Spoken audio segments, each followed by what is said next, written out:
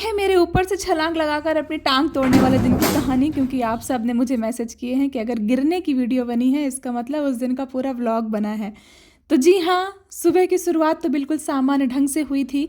तब तक मेरी टांगें सही सलामत थीं, पर मुझे क्या पता था कि वो दिन ख़त्म होते होते बिना कोई सूचना दिए मेरे पैर अगले 40 दिन के लिए अपनी सेवा समाप्त करके छुट्टी पर जाने वाले हैं। और मेरे लिए दूसरों का काम तो छोड़ो, अपना खुद का काम करना ही बहुत मुश्किल होने वाला है।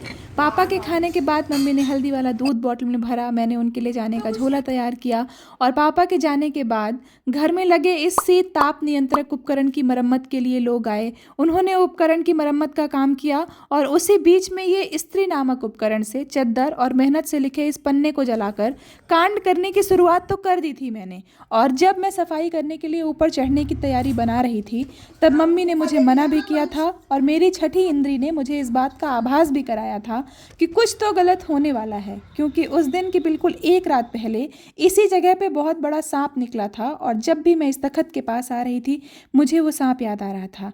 लेकिन हम किसी घटना के पूर्व के आभासों को जब तक कि वो वास्तविकता में ना बदल जाएं तब तक तवज्जो कहाँ देते हैं, क्योंकि अगर तवज्जो देती तो मैं ऊपर चढ़ने के लिए प्लास्टिक की कुर्सी नहीं बल्कि हमेशा से इस्तेमाल की जाने वाली सीढ़ी या लकड़ी की मेज का इस्तेमाल करती। सफाई खत्म करके इस सफ़ेद पानी और कपड़े को काला करने के बाद मैंने नीचे आने के लिए कुर्सी पे पाँव रखा।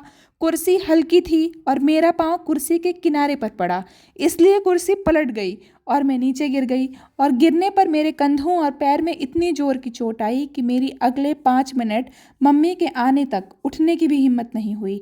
और जिस प्रकार की तीक्ष्ण पीड़ा मुझे हो रही थी उससे मुझे ये समझ आ चुका था कि कोई तो हड्डी है जो निपट चुकी है। तो बिना समय बर्बाद किए मैं अस्पताल चली गई थी, वो भी खुद से स्कूटी चलाकर। जाकर सबसे पहले एक्सरे कराया जिसमें फुट की मेटाटार्सल बोन में फ्रैक्चर आया। जब तक मैं डॉक्टर के आने का इंतजार कर रही थी तब तक डुग्गू भी आ गया था और चिकित्सक महोदय ने आकर दवाइयाँ लिखी और पैर में पट्टी और चूने की परत लगाने का आदेश दे दिया। बस तब से अगले 40 दिनों के लिए मेरी जिंदगी अस्थायी रूप से सिर्फ एक पैर के सहारे चल रही है। राधे राधे।